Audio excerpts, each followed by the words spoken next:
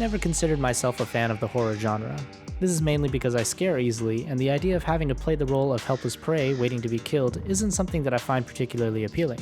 It's with that in mind that Phobia Game Studios' latest release, Carrion, caught my eye. The reverse horror game tagline is something that I can get behind. Finally, the shoe is on the other tentacle, as I'm the driving force of this nightmare. At its core, Carrion is a Metroidvania-style game in which you play as a grotesque tentacled monstrosity. The game begins with you busting out of your containment chamber, and from there you proceed to wreak absolute havoc on the helpless soldiers and scientists of an underground laboratory. As you progress through the different environments, you become stronger, unlocking new abilities and growing in size. Gameplay has a simple way of easing you into the carnage. You start with only the ability to crawl around and move objects using your tentacles. However, this lowly state doesn't last too long after you encounter capsules that contain new skills, improving your monster's moveset. Some of these abilities include turning invisible, as well as shooting a net-like tentacle to trap enemies. I found the invisibility skill particularly fun to use, as you can sneak up and pounce on unsuspecting victims. Carrion on the surface appears to be a simplistic and straightforward game, but there are a lot of nuances that give it depth. While the monster abilities are helpful in combat, they are also utilized in solving various puzzles that hinder progress. Turning invisible, for example, will allow you to pass light sensors undetected, and the net tentacle can flick levers that you would otherwise be unable to get to.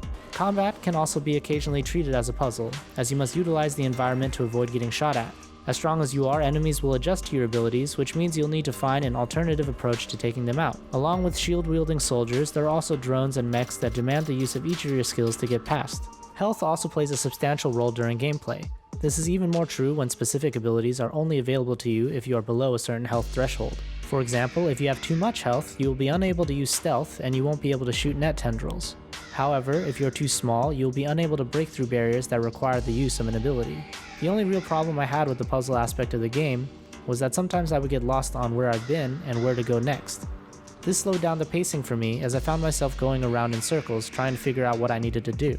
I wouldn't mind it so much if it didn't hinder me from getting to the next combat portion of the game.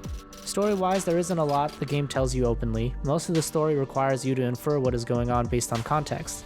This isn't necessarily a bad thing, as it adds a level of mystery. There are instances where you infect the laboratory's computer and you'll play as a human researcher investigating the lab. These scenes serve as the primary way the narrative is delivered. I had mixed feelings about this approach. While I liked the idea of the story being mysterious and teased out, these segments of gameplay made things feel slow and didn't pair well with the more action-centric moments. Most of the time, when these sections came up, I felt like I was just waiting for it to be over with so I can get back to eating people.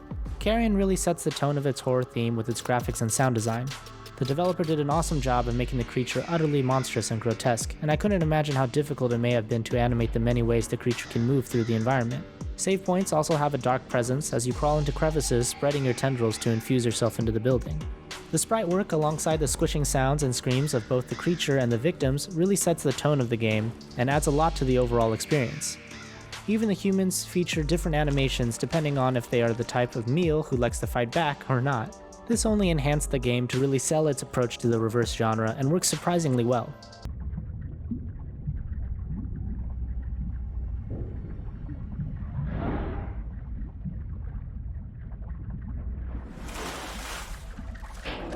Carrion is a unique game, and one that is refreshing and fun to play.